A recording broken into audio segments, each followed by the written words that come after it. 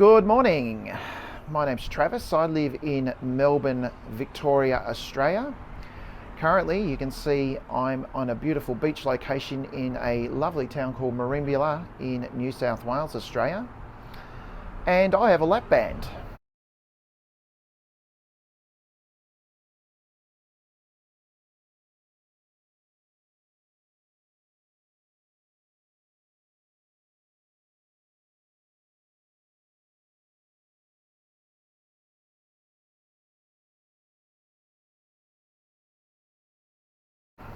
So this morning, this is episode 1 of what I'm going to call my lap band journey.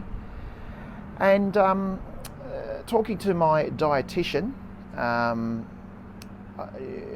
just thought it would be a good idea just to maybe just start a bit of a blog and a bit of a general discussion about my journey to this point, which I think I will continue to do maybe on a monthly or 6-weekly basis, which I'd like to share with other people who've got a lap band, like-minded people who are going through the same thing as I am. That therefore allows a bit of discussion, questions and things like that we can go through it together. So look, just briefly, as I said, my name's Travis. I'm in my 40s, 2 teenage daughters and a wife, teenage daughters that are 18 and 16. In a nutshell, I have always, believe it or not, been quite a sporting sort of person. When I was young, I did a lot of swimming, played tennis, did water polo, did some triathlons and things like that, cricket, football, and really sport has always been my number one activity and interest in life. I love my AFL football. I barrack for Richmond in the AFL, which is my biggest passion outside obviously family and friends, which I love to go to the football and watch our team every week.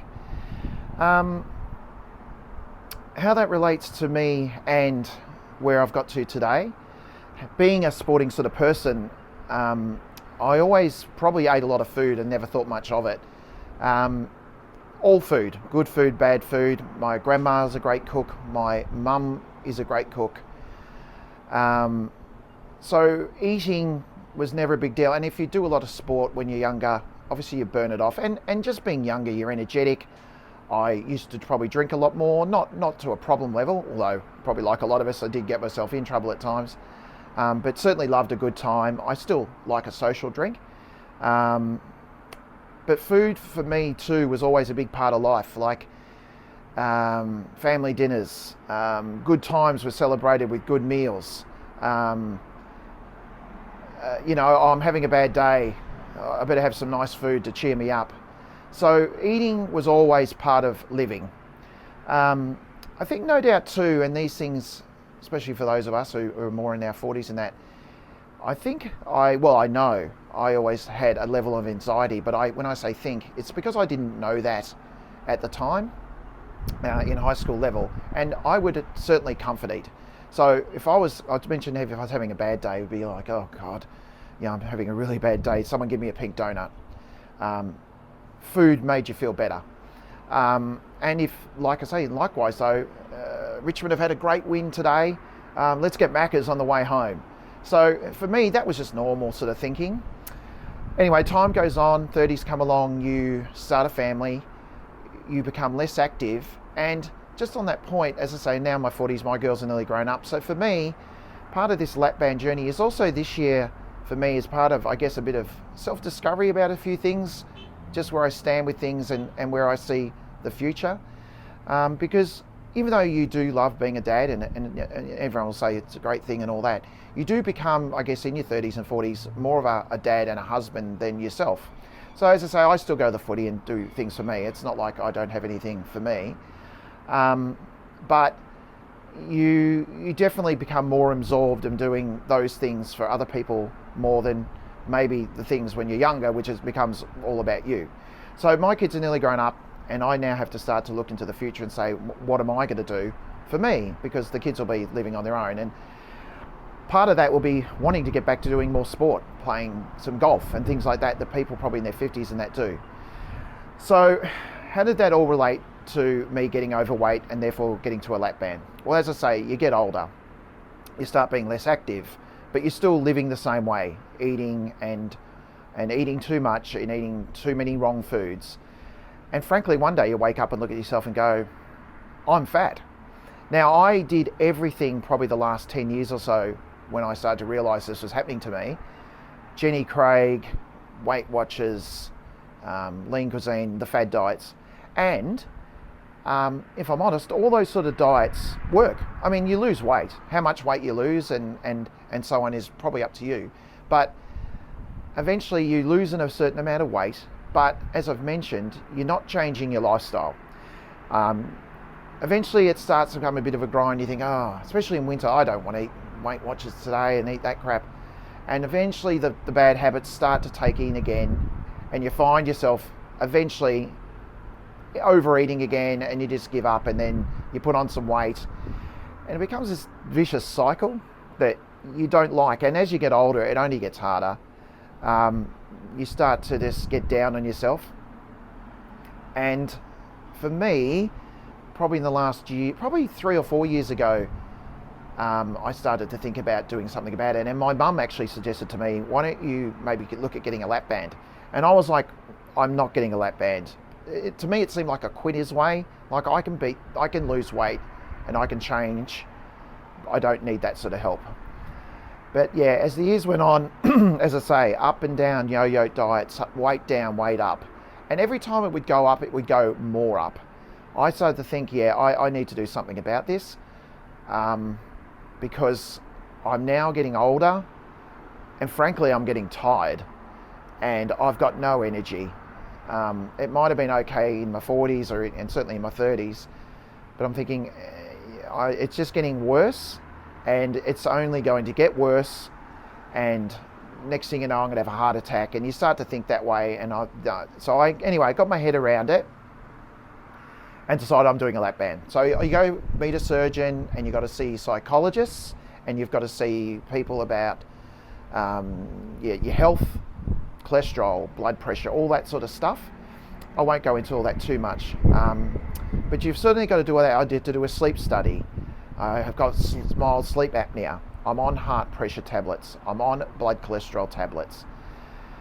As I said, things start to get worse, not better.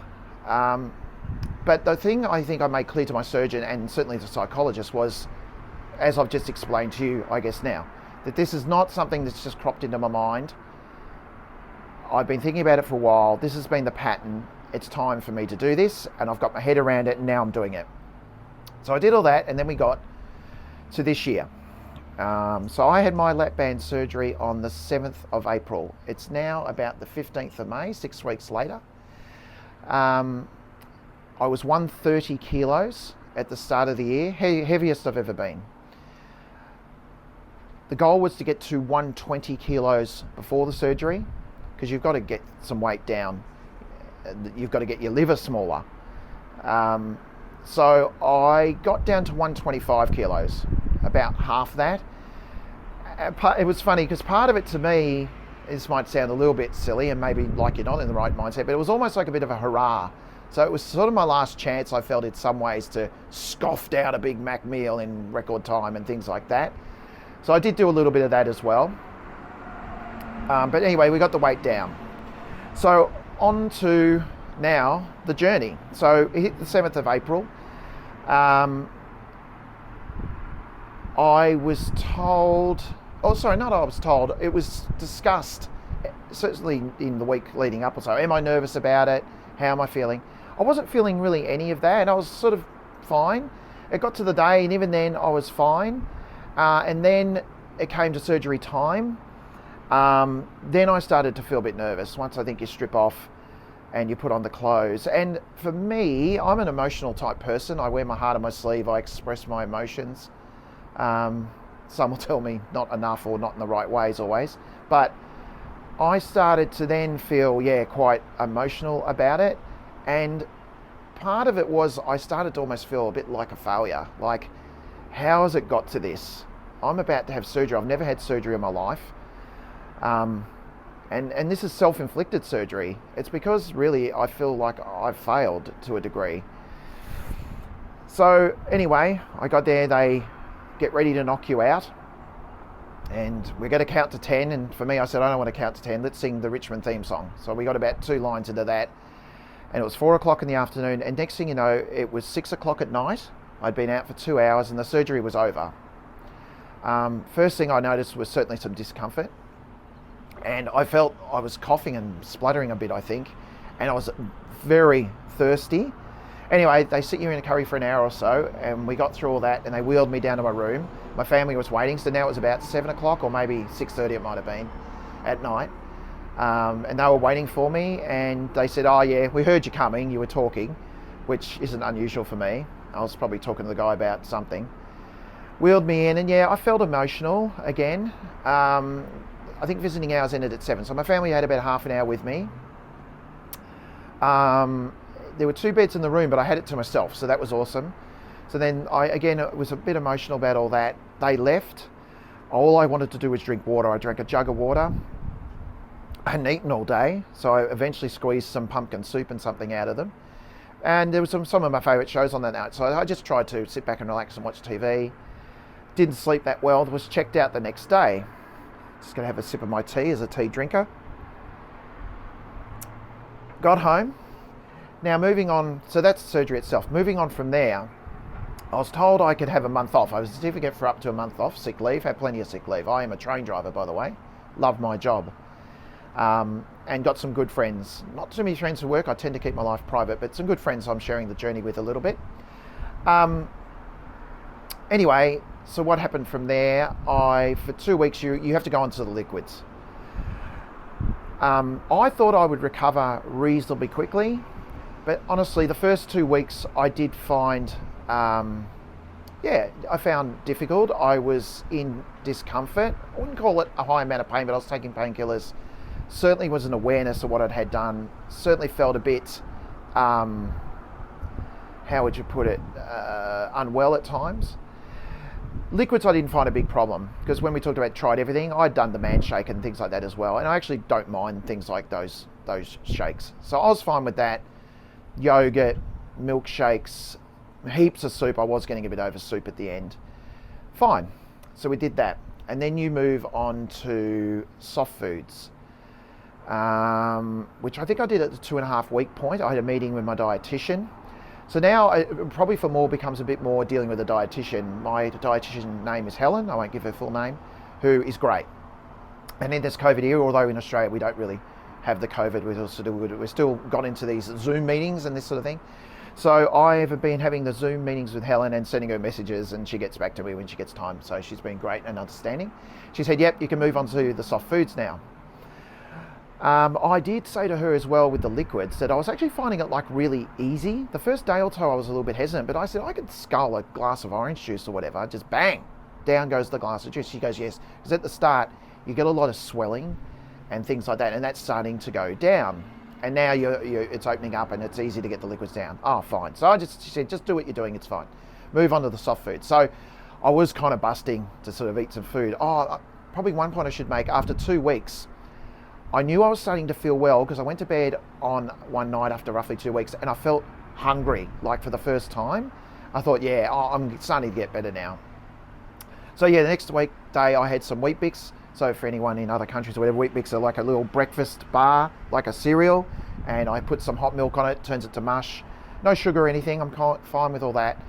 For me, with any diets, the sugar is the big thing. I love my sweets and chocolates. Drinking that's not a problem, but certainly sweets. So I had some of that. I can't really remember what I had for lunch. I think I had spaghetti bolognese for dinner, just a small bowl, spaghetti bowl. You can have the spaghetti with the mince. It's all really soft, easy to chew up.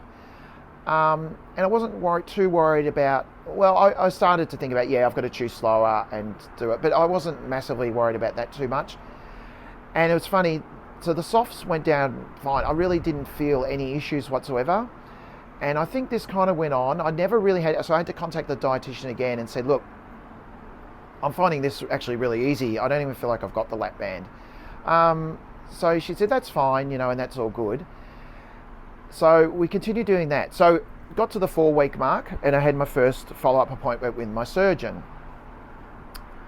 I said, look, I'm really keen now for the first adjustment. I said, so far the liquids have been fine, and the soft foods, I don't even kind of feel like I've got a lap band. I'm finding this actually really simple at the moment.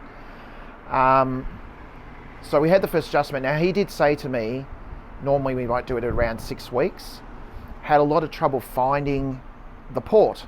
Now, what I'm going to do, for those who want to look away now or fast forward for 30 seconds, I'll show you what I've got going on here. So there's my stomach. You can see there's 4 scars. This one here is still taking a little bit of time to heal. That's the biggest scar there. That's probably 3 centimeters long, or maybe an inch in American terms, and the port's down here. And you can see it's a bit bruised still. So we had a little bit of problems finding the port. I had to actually have a local in there, but we got in there, and he said, I'm still experiencing some swelling. And I think, I'm not sure about this part, but I think it takes something like 5 mils. So we put 2 mils in there.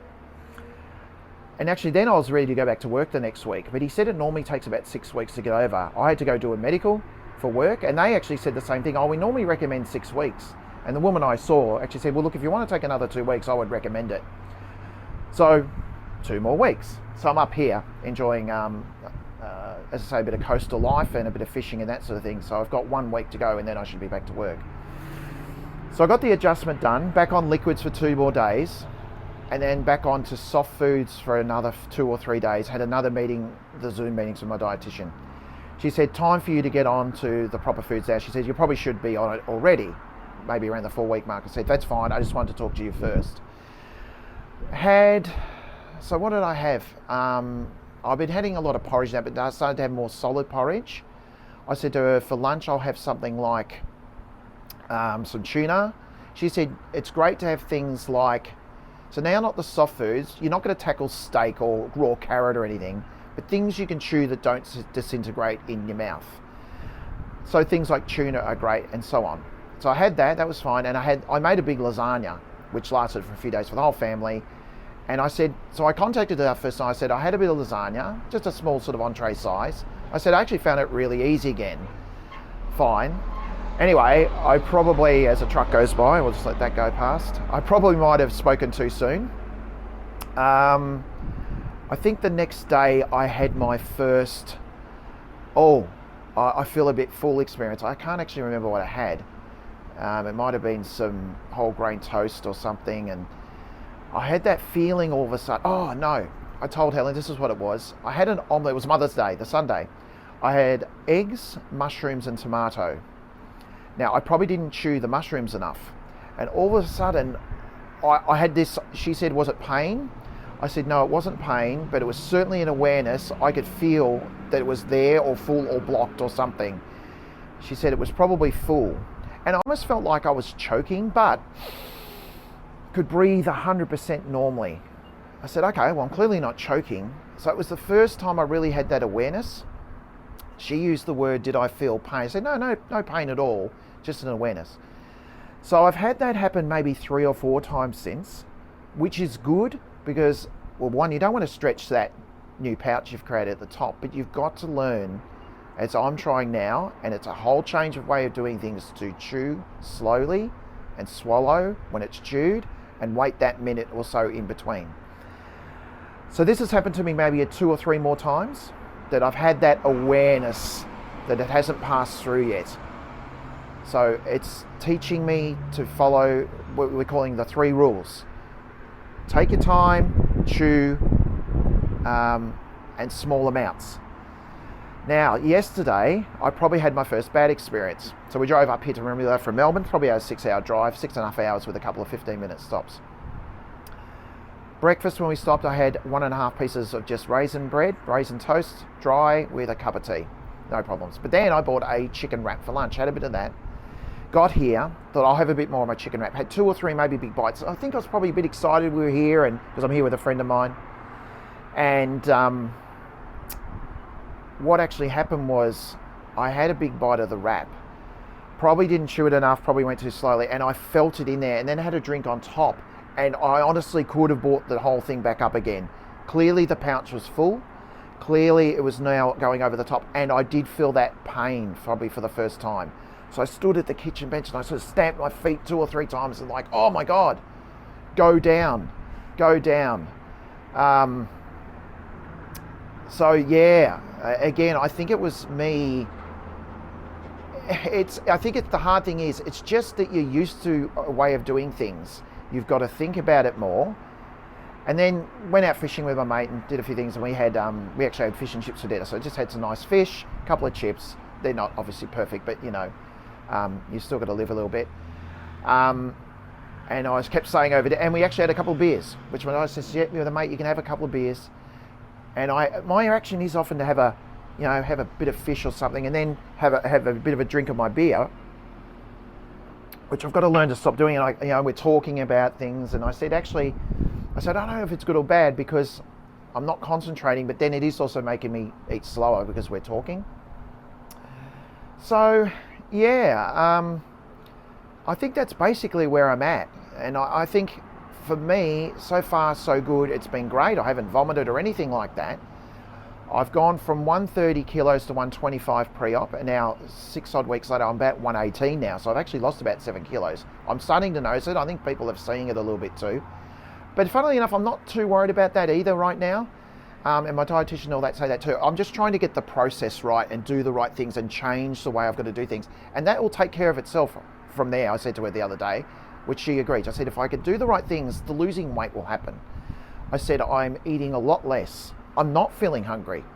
I had a friend of mine ask me that the other day. I said, no, I'm not feeling hungry at all. My stomach must have shrunk. I can have my small portions. My stomach's not rumbling. So therefore, the receptors at the pouch recreate at the top, and they tell you that sends the messages to the brain saying that you're full, buddy. You don't need to eat anymore. I think that must be happening because I can have a very small amount of food.